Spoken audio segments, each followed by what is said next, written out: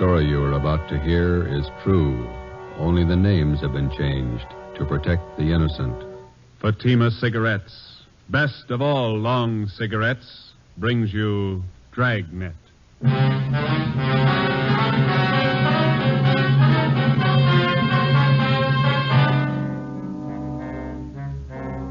You're a detective sergeant. You're assigned the Juvenile Bureau. The high schools in your city have been flooded with obscene literature. You stamp out one source, and a dozen more spring up. Your job, stop them. If you want a long cigarette, smoke the best of all long cigarettes. Smoke king-size Fatima. Fatima is the long cigarette which contains the finest Turkish and domestic tobaccos superbly blended to make Fatima extra mild. And that's why Fatima has a much different, much better flavor and aroma than any other long cigarette. That's why Fatima has more than doubled its smokers coast to coast.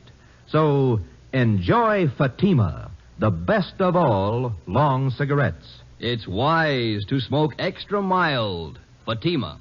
It's wise to smoke extra mild Fatima.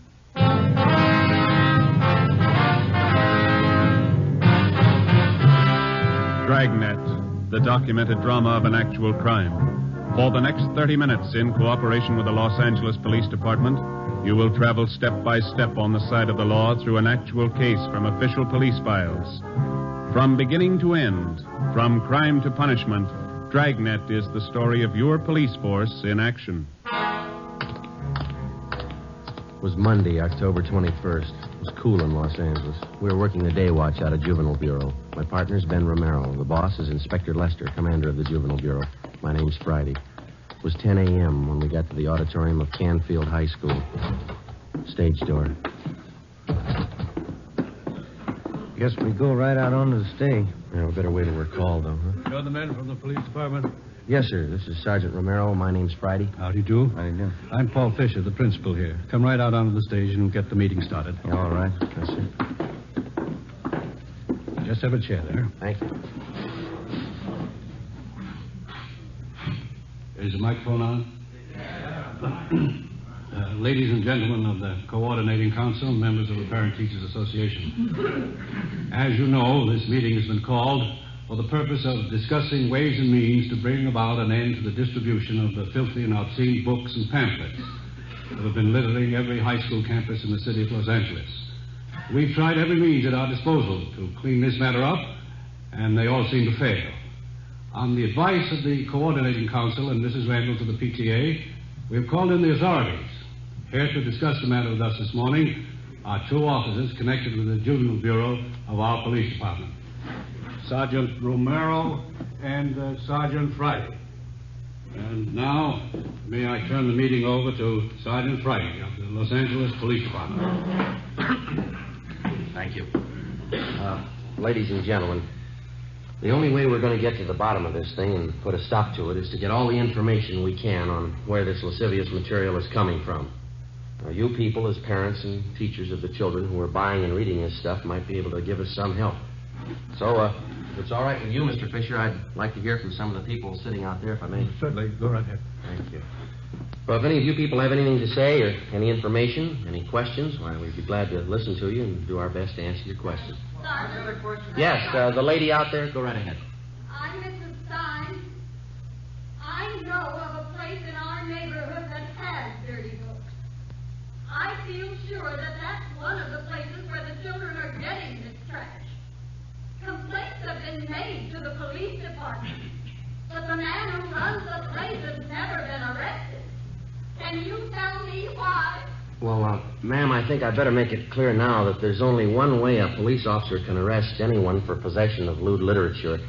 The officer has to prove that the party who possesses this literature does so for the purpose of selling it. Sometimes that's difficult to prove. Well, I told you I can prove it. You mean you can go to this place and buy a book from him? Well, maybe I couldn't. If I were known. Yes, ma'am, that's just the point.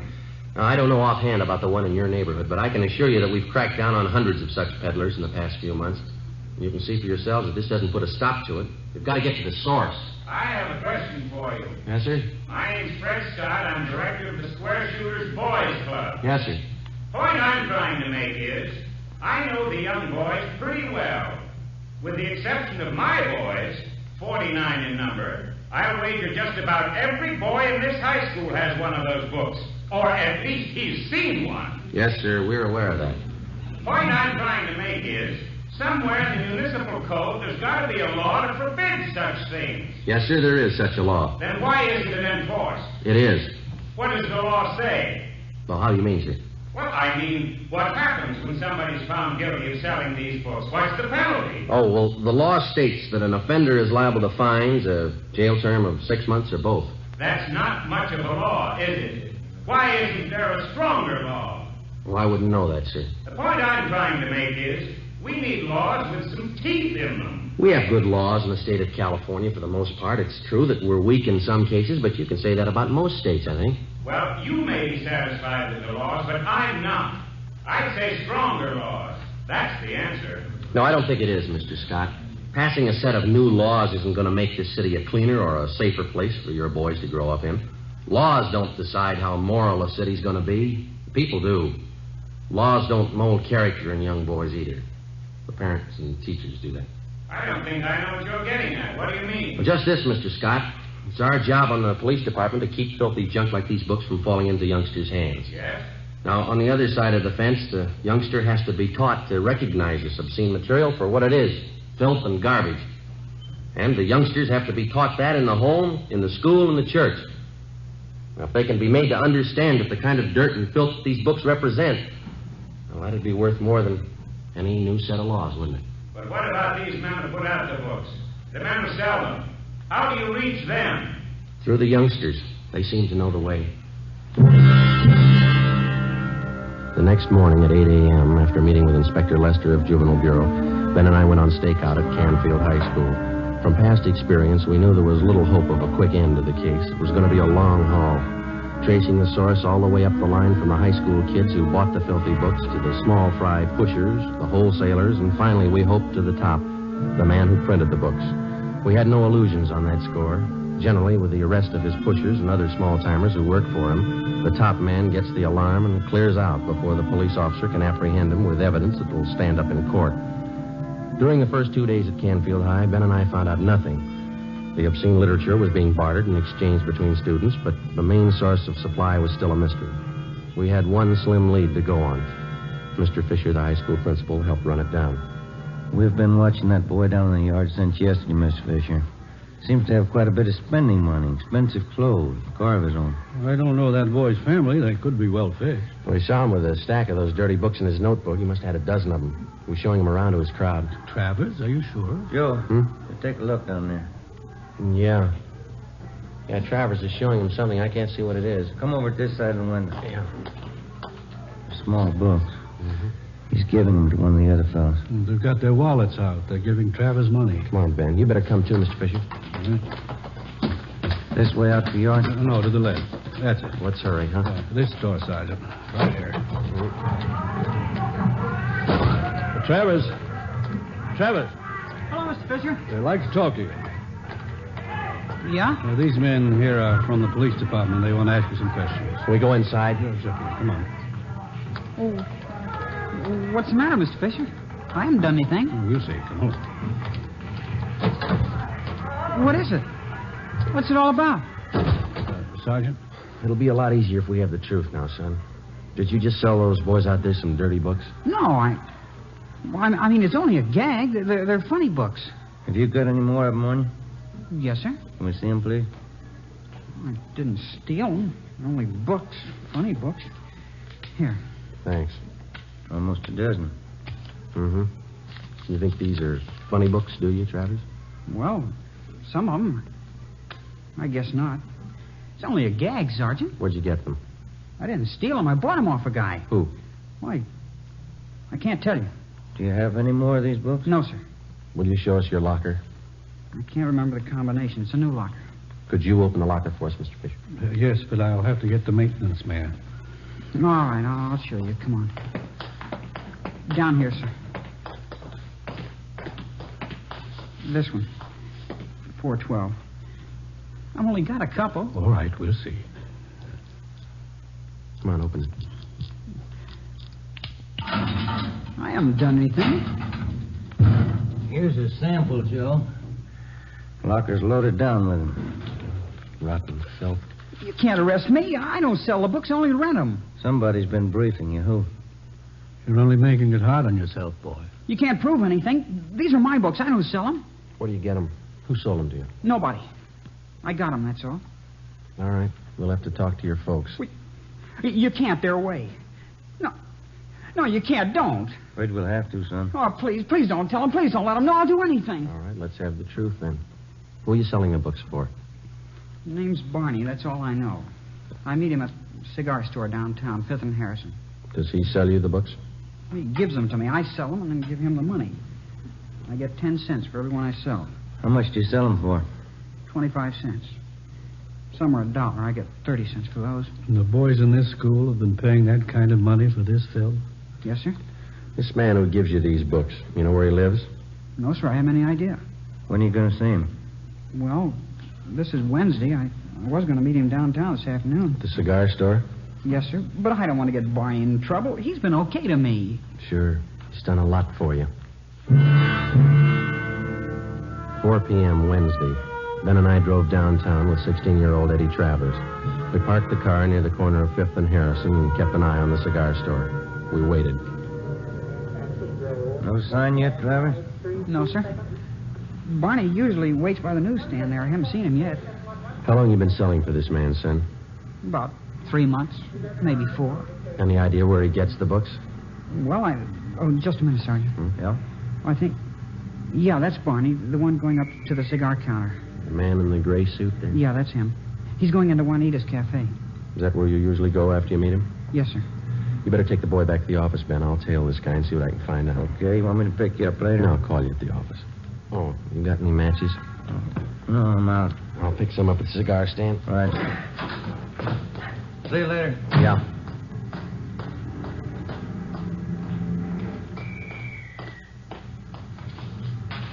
Box of matches? Oh, yeah? And pack of spearmint, too. All right, sir.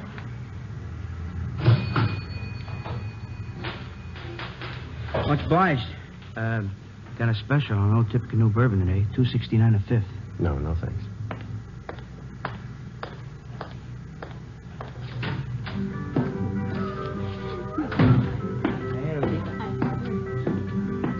Hey, Rosie. Rosie, another tamale when you get time, huh? All right, Barney, just a minute.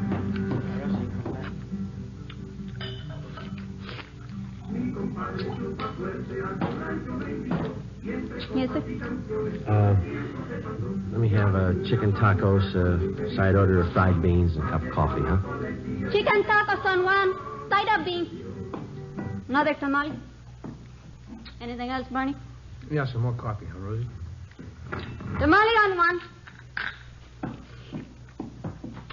Hey. Slide the ketchup down here, will you? Yeah, here you go. Thanks. They got good tacos in there. Lots of meat. It's fresh stuff. Yeah. There's the sugar. Oh, thank you. Hey, Rosie. Yeah. Yeah, Rosie. Yeah. I got some new ones in just today. Whole stack them. What are you talking about? You know, the picture books. Good ones. You can make some money on the side. They'd sell good around here. Listen, Barney, I told you once, no. Oh, come on, here. Look them over. These are good ones. I said no, that lousy junk. The next time you bring that stuff in here, I tell the boss, understand? Now eat and get out. Well, that's a real funny day. Looks great, but boy, what a cold potato. Yeah? Come on, eat and get out and take that junk with you. Ah, cold potato. I don't like the chow in anyway. Well, coffee's certainly cold. Yeah. Yeah. You'd probably get a big boot out of these. Take a look. That's pretty good. Yeah, that's good quality stuff. Yeah. Give me that little book there. Let me show you one. Wait a minute. Yeah. Wouldn't that kill you? Yeah. How about Sell me one of them. Okay. 4 bits for the small ones, $1 for the big ones. Wait a minute. Let's see, I got 14 of them here. I'll tell you what I'll do. I'll make you a deal. You can have the whole works for $10. Okay. You got any more? Well, you going in business for yourself? No, I got a newsstand out in Riverside. Books like this ought to go fast. I think I can probably handle another $25 worth. Ah. I got the rest of them back at the hotel. Some of them are in color. Yeah? You want to meet me there tonight? Around 7? Where's the hotel? Well, you go straight up 6th Street from here. It's just 1 block on your left. It's called the Denver House. I'm in room 337. You going up there now? Well, I was supposed to meet some guy, but... Yeah, we can go now. How about a check, Rosie, huh? Yes.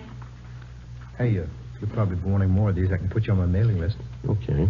The prices are right. I don't want to pay retail. Nah, we can work out a deal. Come on, let's go. Okay. That Rosie, huh? She's really put together. Yeah.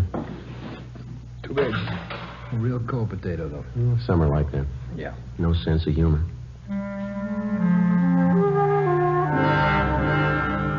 We left Juanita's Cafe and walked up Harrison Street to 6th. We turned left and went down 1 block. It was 5 minutes to 5 when we got to Barney's room in the Denver house, number 337. He dragged out a steamer trunk from under the bed and counted out a stack of books and pamphlets covering the general topic of degenerate filth in stories and photographs. Okay, Mac, there you are. It's $25 worth. Give me the money and the bucks are all yours. Okay. There you go. There's 10, 15, 18. I'll have to give you a check for the rest. How do I know it's any good? You could take off. I'd never see you again. You'll see me. You're under arrest. Huh? You're kidding. Hey, let go. All right, let's hold it right here. Hey, wait a minute. Oh, now, look, Lieutenant, we can work this thing out. We'll work it out downtown. Now, wait a minute. I can set this thing right for you. Where are you getting this junk? Who's supplying you?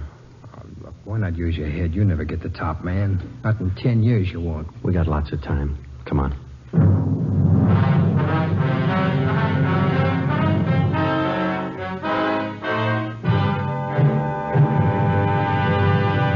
You are listening to Dragnet, the case history of a police investigation presented in the public interest by Fatima Cigarettes. If you smoke a long cigarette, it will be in your interest to listen to a typical case history of a Fatima smoker.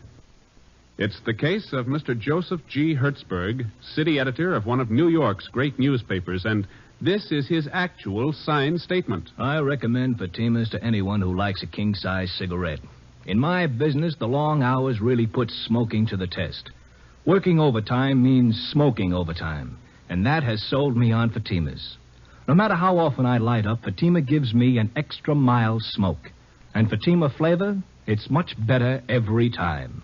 I found out it's wise to smoke extra mild Fatima. And more smokers are discovering this every day.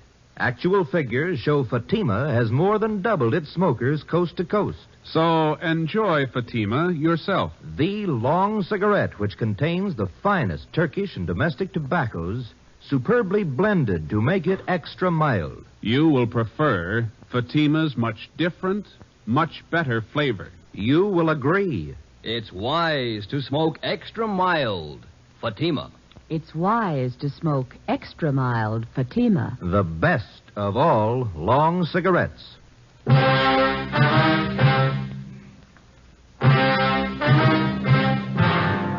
The filthy literature racket feeds on the curiosity of youngsters and the stupidity and ignorance of adults. It's an all-season business, and in its own quiet way, it has reached a market which the other heavy rackets never hoped to reach. Your home and your children. 6 p.m., Wednesday, October 23rd. We checked the records, and the make sheet showed true name to be Timpson, 38 years old. He had a past record of one previous conviction for peddling lewd literature in Dodge City, Iowa in March 1948. We had him brought to the interrogation room. Sit down, Timpson. Okay. Let's make it easy, Barney. Where are you getting the books? I told you, Sergeant, they deliver them to me. Who does? Different guys. I don't remember them all. I send different guys every time. How often do they make the deliveries to you? Once a month. When? Around the first, usually. Sometimes maybe the second and the third. They bring the books to your hotel? Yeah, they leave a pack up in the lobby addressed to me. They ever use the mails? They never do. They're not that dumb. So you've never seen the men that you do business with? Huh? Not so I'd know them, no. You have no idea where they're operating? I don't know. You expect us to swallow that? I'm telling you, I don't know. Oh, don't push us that kind of a story, Barney. I'm giving it to you straight. Now, what else do you want? Who's the supply man? Hey, look, we found this notebook in your hotel room, Barney. There's a list of names in it. Is this your customer book? Friends. Okay, they're customers. That gives us enough to land on you. I know that. I've told you everything. You still don't know who you're working for. Oh. Look, there's a phone number in this notebook. No name to go with it. Yeah? Now, look at it. This one right here. I don't know. Must be another customer. Yeah. Does it belong to the boss? I don't know the boss. He don't know me. Then who do you buy the books from? Who says I buy him? You must owe somebody a lot of money. Don't worry. I don't owe him nothing. He don't owe me nothing. He does now. What? You're going to jail for him. Barney Timpson was booked into Central Jail for violation of the Penal Code, Section 311.3. We contacted the telephone company, and they traced the extra phone number in Timpson's notebook to a private residence on Wonderview Drive in Laurel Canyon. A detail of men was assigned to stake out on the place. During the next week, mainly from information obtained from Barney Timpson's customers, 7 other peddlers of obscene books and pamphlets were taken into custody and questioned. 5 of the 7 told us they picked up their supply of books from the Laurel Canyon address. We moved in on the place and found thousands of lewd books and pamphlets stored in the garage. 3 men on the premises were taken into custody.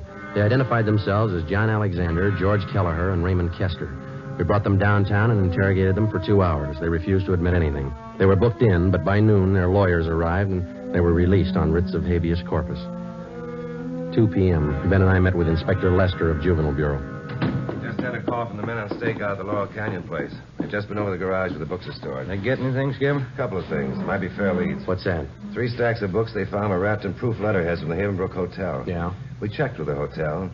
They get all their printing done at Rudolph Brothers, place out in West L.A. That name's not familiar to me. It's a big layout. Their specialty's religious books, Bible, things like that. That doesn't add. Not so sure. How do you mean? Be a perfect cover for the racket. Printing the Bible one day and a flock of filthy books the next. Could be the setup. What kind of a name does this Rudolph's place have around town? They've been here long? 50 years. Good reputation. Well, we could give it a look. Where's the place? On West 3rd, just below Athens Street. All right. Check the place over, but don't make them suspicious. If there's anything wrong, no use tipping until we're ready to move. Right, Skipper. We got to reach the presses turning out this junk and choke off the supply where it starts. Do that, and we got it beat. Right. Just a minute. Juvenile Bureau, Lester. Yes, Adam. Down where? Okay, they'll be right out. Gross and Pacelli, they spotted one of the delivery cars. Where? Downtown. They followed it out to West L.A. Yeah? Rudolph's printing shop.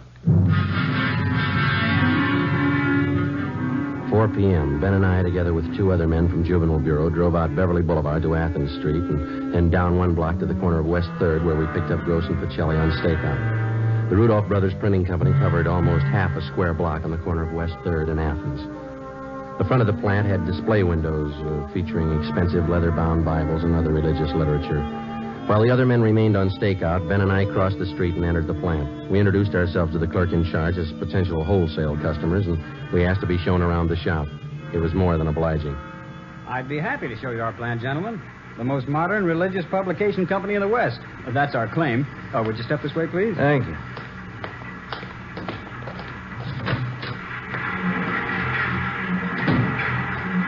On your left there, those are 3 of our new Ludlow machines.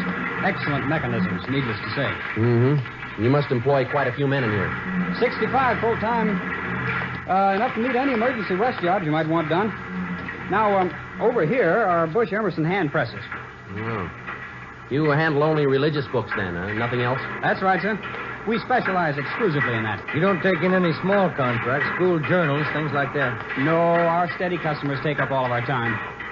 Here on this stone, you see the pages of a new prayer book we're getting together. Very ultra. Mm-hmm. An entirely different kind of typeface. Oh, is that so? Yes, and back there, along the wall, are new linotypes. The very latest, monotypes. Mm-hmm. Then the proof presses. Next to them are proof readers. And the flatbed truslow press beyond that. Seems like lots of activity. Business is pretty good, I guess, huh? Oh, yes, we're kept pretty busy. Quality printing is always in demand. Yeah. Well, thanks very much for showing us around. Not at all, gentlemen. Anytime. Here, this way out. All right. I'll get you one of my cards here. There you are. Oh, thank you.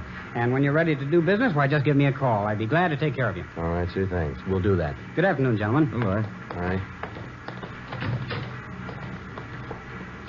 What do you think? You got me. Nothing out of place. Yeah, whatever system they're using, they got it down pat. Bibles, prayer books, church announcements. That's all I saw. Hey, Ben, look.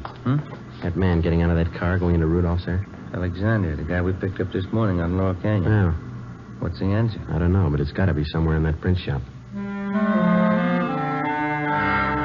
We went back to the car and waited. The stakeout on Rudolph's printing plant continued. 6 p.m. The lights in the display windows went out. The shades were drawn. We watched the employees leave. 6:30 p.m. The lights in the plant were still burning. Gross went down to the corner and picked up some hot dogs and coffee for our dinner. We ate in the car. 7:30 p.m. A black Cadillac convertible pulled up across the street. 2 men got out and let themselves in through the front door. We waited. Between 7:30 and 8 p.m., we counted 21 men entering the plant. That printing press is starting up. Okay, let's move. Hey, Gross, you and Pacelli want to go through the back, and Ben and I will take the front. Right, let's go, Mike. Come on. It's a neat setup. I had it all figured. Yeah, you didn't spot any side entrances, did you? No. Here we are. Can you try the door? Yeah, it's no good. All right.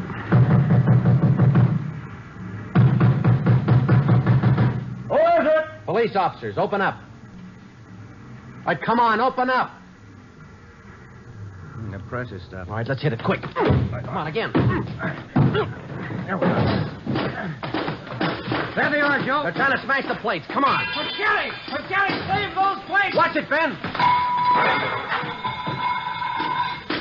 All right, come on. All right, you. All right, hold it. Hold against the wall. Hey, Gross, get those plates off the press, will you? All right, hold it, you two. Joe, look out. All right. Get the plates, Joe. I round up those men and keep the doors covered. Get away from those tables. Come on over by the wall. That's about most of them, Joe. Those 2 men going out the door. Come on, head them off, will you? Come on, you. Come on, back in. All Get right. up, wait. Get your hands off her. Hold it up, mister. Come on, over there with the rest. You'll pay for this. I'll sue you down your last nick. Yeah, come on, simmer down. Hey, Joe, we got Rudolph going out the back. Right. Call the office, will you? We're going to need transportation. Okay. Take those 2 with you, huh? All right, come on. Well, we got enough evidence against them. Yeah, we're going to need it. 2 full pages of the junk right here. Yeah. Look. Right next to it. Yeah. Page from the Bible.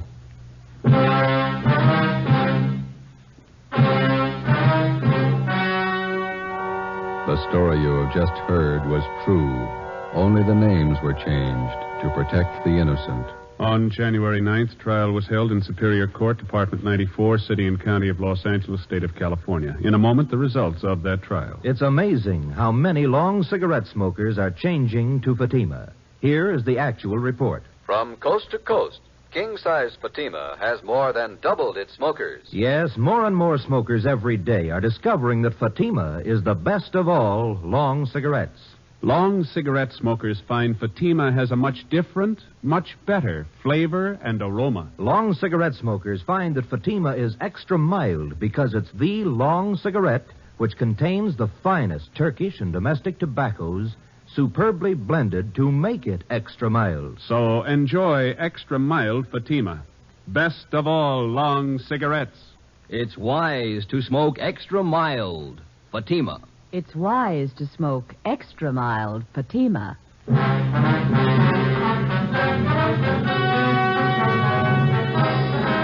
Frank Rudolph and 16 of his accomplices were tried and convicted of possessing lewd and lascivious literature for the purpose of sale. They received sentences as prescribed by law and are now serving their terms in the county jail. Remember this Saturday, because that means Dimension X on NBC.